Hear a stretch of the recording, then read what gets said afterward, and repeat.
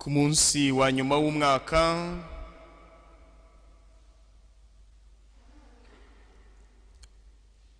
twumvise isaha ya nyuma ndetse ngo yageze. Uwo ni Yohani intumwa mu isomo rya mbere ngo isaha ya nyuma yageze bana banjye,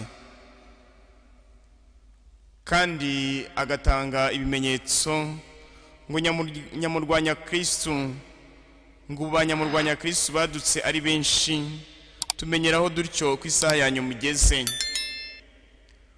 Ku munsi wa nyuma w'umwaka kumva iyo saha ya nyuma hari icyo byatuma tuzirikana, ndetse ku munsi wa nyuma w'umwaka n'ivanjiri ntagatifu ya none itwibukije ko byose byabayeho ku bwa jambo w'Imana, jambo wigize umuntu, nk'uko tumaze kubizirikana ngo mu ntangiriro jambo yariho akabana n'Imana, niwe ibintu byose bikesha kubaho, nta kiremwa na kimwe cyabayeho bitamuturutseho.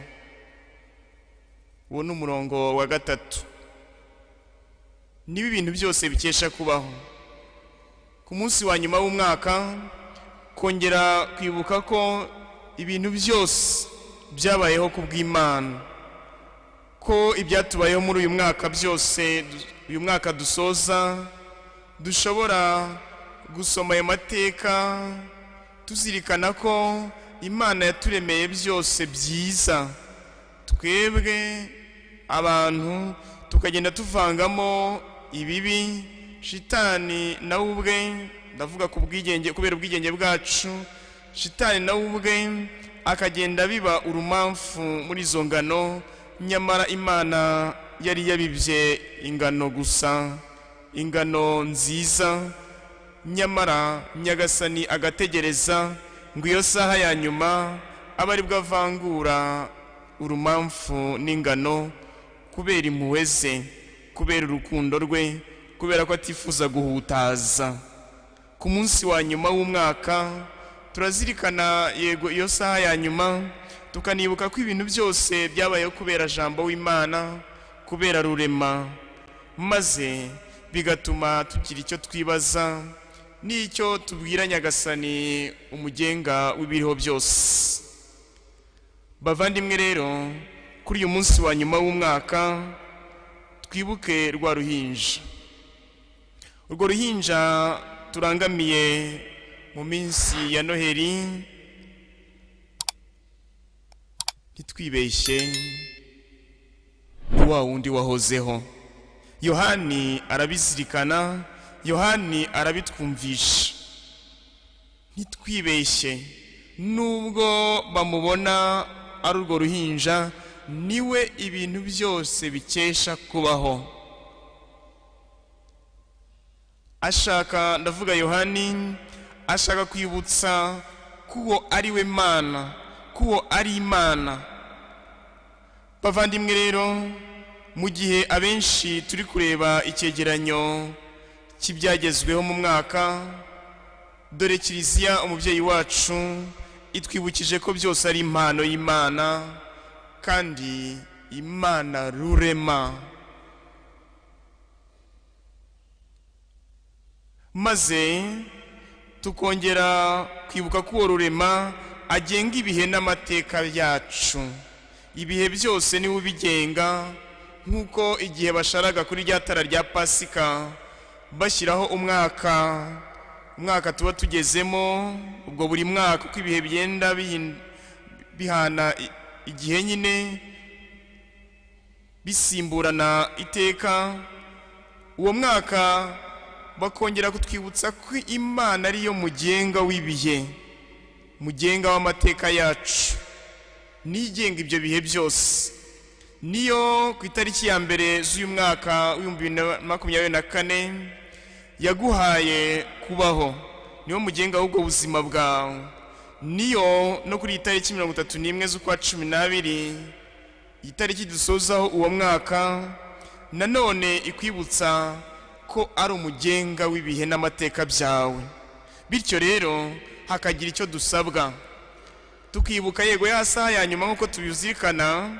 Ariko ikintu gikomeye, ijambo rikomeye cyane mu masomo matagatifu ya none ni ukwakira. Kwakira uwo jambo w'Imana, kwakira urwo rumuri rw'Imana, kwakira ingabire Nyagasani aduha, tuzirikana ko nyine turi kuzikesha iyo Mana. Ibyo Nyagasani yatugeneye byose tukabyakira turi kumurangamira nk'uko nawe ubwe yabigenje, kuko yagiye abaho azirikana ko Imana ariyo mugenga wa byose. Tuzi uko batwereka Yezu Kristo uzinduka mu gitondo nk'uko mwabigenje, akajya gusenga mu rukerera. Ubwo bivuze iki? Ari kuzirikana ko Imana ariyo mugenga wa byose. Uko gusenga, uko kuzinduka kwanyu, uko kuzinduka kwacu, kuba kutwibutsa nyine turagiye imbere y'Imana. Akazi, ubuzima bwacu, ubw'abacu, abusize mu buriri, ndavuga uko mubwira abana muti nyamuneka mwaretse tukajya gusenga, bati reka turi mu biruhuko. Uko n'ibindi byose na babandi batabikozwa, ukavuga uti ndabizirikana, ngiye kubizirikana ko Imana rurema ari we mugenga wa byose. Yezu Kristo ari ku isi hari uko yatweretse uko kwakira ibyo tubayemo byose, uko tubayeho kose, tuzirikana ko Imana ari umugenga wa byose. Turabashima kubera ko icyo gitondo ubwacyo, cyangwa se uko kujya imbere y'Imana mu ngoro yayo, bituma uhora uzirikana ko Imana ari umugenga wa byose. Ariko kandi twabyumvise Yohani, ntaranakomeza, Yohani avuga ati banyamurwanya Kristo badutse ari benshi. Dushobora kubikeka hanze ya Kiliziya, nyamara byaba no muri Kiliziya ubwayo, byaba no muri wowe. Ushobora kwigiramo nyamurwanya Kristo kubera wa mwijima, uwo mwijima utakira urumuri rw'Imana, ukabusa naho uri kurwanya Imana, kubera uwo mwijima uvuga ngo Nyagasani ibi ngibi byose nibyo ndabyakiriye, ndakira amasakaramentu, ndahabwa Ukaristiya ntagatifu, ndahabwa penetensiya n'ibindi, ariko uvuga ati iki cyo ntukoreho. Hakaba imfuruka y'ubuzima bwawe utemera ko Imana ihindura. Ubwo icyo gice ni nkaho wavuga ngo nimitse undi mwami, muri wowe rero wawe ifitemo nyamurwanya Kristo, niba ariko twavuga undi mwami utari Kristo, undi mugenga w'ubuzima bwawe. Turabiririmba ngo wabanye natwe mu bihe byiza no mu bikomeye, utwitaho Yezu, hanyuma tukikiriza ngo ni wowe mugenga wanjye Yezu. Ubundi yagombye kuba ari umugenga w'ubuzima bwacu, yagombye kuba yimitse mu mutima wawe, yagombye kuba yimitswe mu rugo rwawe. Nyamara hari agace muvuga ngo uzajya ukora byose, ariko iyi bizinesi yo reka kubeshya kuri urwego, oya. Uzakora ibindi byose ariko ndi umunyamategeko, ntabwo ahangaha wakoraho.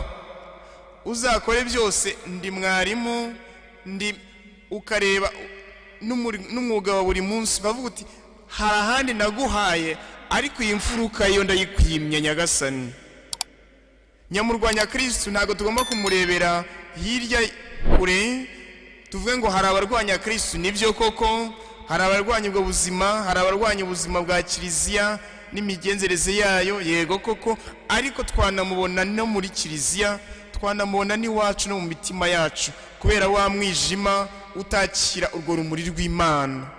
Ngo ni rwa rumuri rwaje abantu bakanga kurwakira. Hari n'icyo uvuga ngo uboneshereza ahangaha, ariko uruhande rwo urabona niba mu mwijima, iyo tuzirikana ku rumuri cyane, n'ubundi twibuka n'imigenzereze ya buri munsi. Mu mwijima uba ushobora gutsitara ku kintu kubwo utakibonye, yibuye ahantu hari igisimu ukagwamo, kubera ko nyine hatari urumuri. Hari igihe rero umuntu avuga ati mumurika, ariko ahangaha ho kubera ko makorera iki cyaha, uramenye niho ho kwicira abantu, niho habera ubusambanyi, niho habera uruhande rwo mumurike hariya, ariko ahaho muharekera uwo mwijima. Muri twebwe rero dushobora kwigiramo tukavuga ngo Nyagasani uruhande rwo nk'umukarismatiki, nk'umusaseridoti, nk'umukirisitu, uruhande rwo reka rugaragare, ariko urunguru rwo aho hantu rero naho twakwibuka uko Yohani intumwa abitubwira ati yo saha ya nyuma mumenye ngo twari bemenya, kubera ko banyamurwanya Kristo babaye benshi. Natwe muri twebwe nubwo tuzinduka tukajya gusingiza Nyagasani mu ngoro ye, cyangwa tugakurikira iyo misa ntagatifu kuri radio na televiziyo nk'uko ubu ngubu bimeze, iri kudufasha gukurikira ibyo bitangazamakuru bya Kiliziya, biri kudufasha gukurikira iyi misa no ku mbuga nkoranyambaga zabo, ariko tukavuga tuti nubwo bimeze gutya, ahaho uramenye ya mategeko y'Imana, tukavuga ngo nzubahiriza iri niri, ariko iri ryo wajya no mu ntebe ya penitensiya ukabivuga, ukavuga ntacyo reka mbivuga ariko ndongera bigenze ntya. Icyo gihe rero uwo nyamurwanya Kristo nawe aba akurimo, wimitse undi mwami utari Kristo kuri urwo ruhande, maze umuha indaro, umuha igihugu kugira ngo hature. Ntabwo ari byo rero. Nyagasani Yesu Kristo arashaka kutwegukana twese. Nyagasani Yesu Kristo arashaka kwegukana wowe wese, maze ugahinduka rya turo rinogeye Imana. Bavandimwe, twabizirikanaga ngo kwakira ni ijambo rikomeye mu masomo matagatifu ya none. Kwakira jambo w'Imana, tugakingura amarembo, maze akinjira iwacu, akinjira mu buzima bwacu, akinjira mu mishinga yacu, akinjira mu kazi kawe, akinjira mu butumwa bwawe, akinjira mu bikorwa byawe byose, akinjira mu bihe byawe, mu masaha yawe, mu minota yawe. Mbese kacyagihe Zakewusi amwakira, tuzi igikurikiraho, ubuzima bwe burahinduka. Ubuzima bwa Zakewusi burahinduka. Ntushobora kwakira Nyagasani Yesu Kristo ku buryo bwuzuye uvuga uti Nyagasani nararenze gutya, none ubu ndakwakira. Iryo jambo kwakira rirakomeye. Nkwakiriye mu buzima bwanjye, kuko icyo akora ni ugukora isuku nyine. Yesu ntashobora kuba ahantu nyine h'umwanda. Araza akihanganira uwo mwanda wari uhari, ariko akahakora isuku. Niba Zakewusi amwakiriye, araza akahakora isuku. Niba umwakira imuhira mu kazi kawe, araza akahakora isuku, akaguha guhinduka. Nuko bigenda.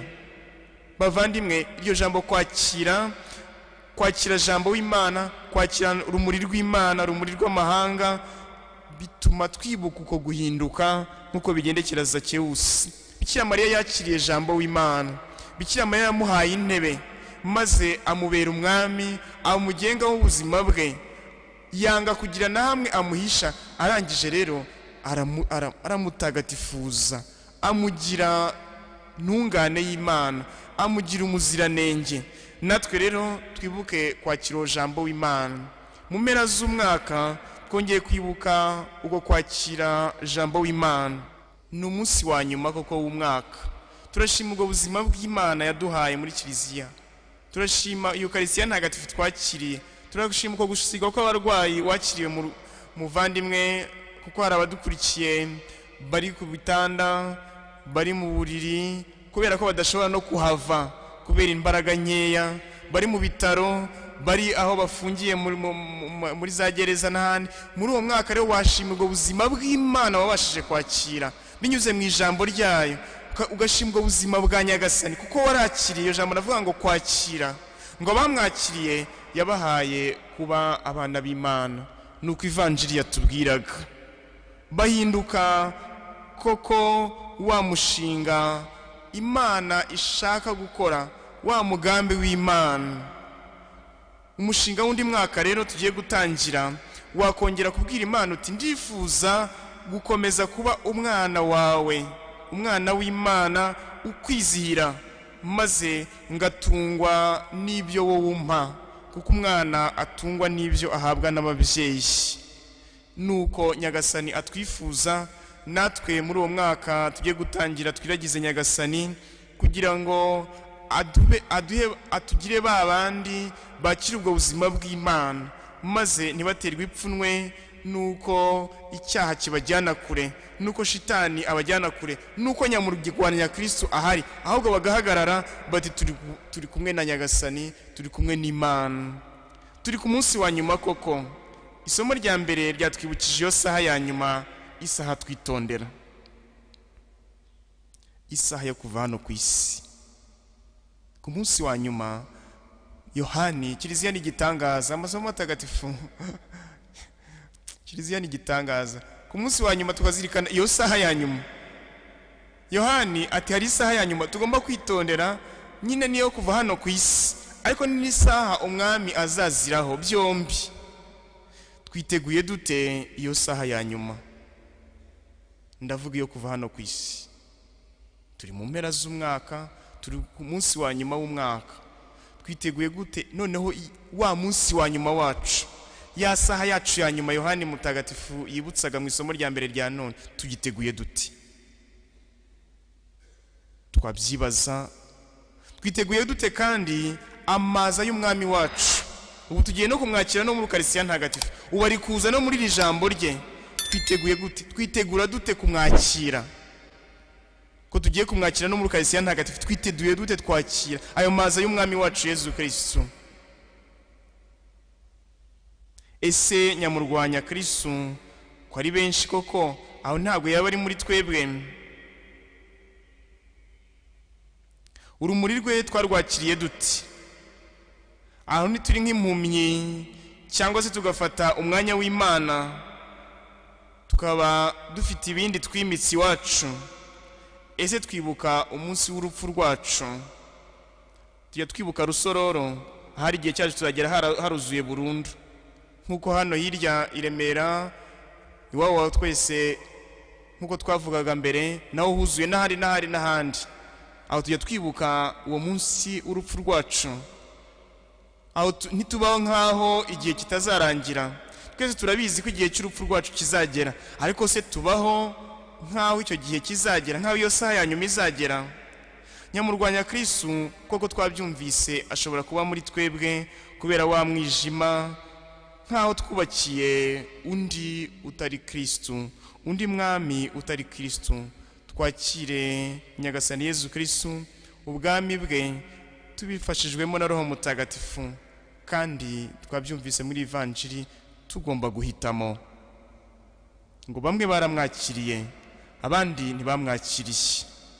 Mu ntangiriro y'amagambo meza atwibutsa umunsi w'iremwa, umunsi Imana yatangije byose, ikaturemera kubana nayo, ikaturemera no kunezerwa hano ku isi, nubwo haba hari n'ingorane zikomeye rwose tunyuramo.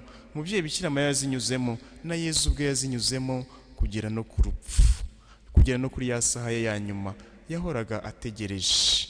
Ariko se yabayeho ati?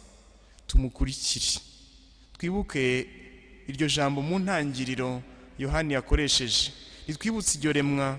Noneho nuko Yezu Kristo yaje gutangiza ubuzima bushya mu Mana, kugira ngo twibutse ko Imana noneho iduhaye ku buntu. Twabyumvise mu Evanjiri ya none, ubugeretse ku bundi. Yari yatugiriye ubuntu iturema, itugira noneho ubuntu kurushaho bugeretse ku bundi, ituremarema muri Nyagasani Yezu Kristo waje kuducungura. Intangiriro mwiremwa, intangiriro kubera Yezu Kristo. Yohani yarabizirikanye. Imana irashaka kugira iki twibwirira. Jambo w'Imana nyine ni jambo, irashaka kuvugisha. Imana irashaka kutubwira ubwiza bwayo n'ubwiza bwacu. Tureba no kwemera ya mateka yacu yose, maze twibuka nkuko nabivugaga muri ka karirimbo ngo wabanye nanjye mu bihe byiza no mu bikomeye, unyitaho Yezu, ni wowe mugenga wanjye Yezu. Umunsi wa nyuma w'umwaka utwibukije n'isaha ya nyuma. Nyagasani Yezu nabane namwe.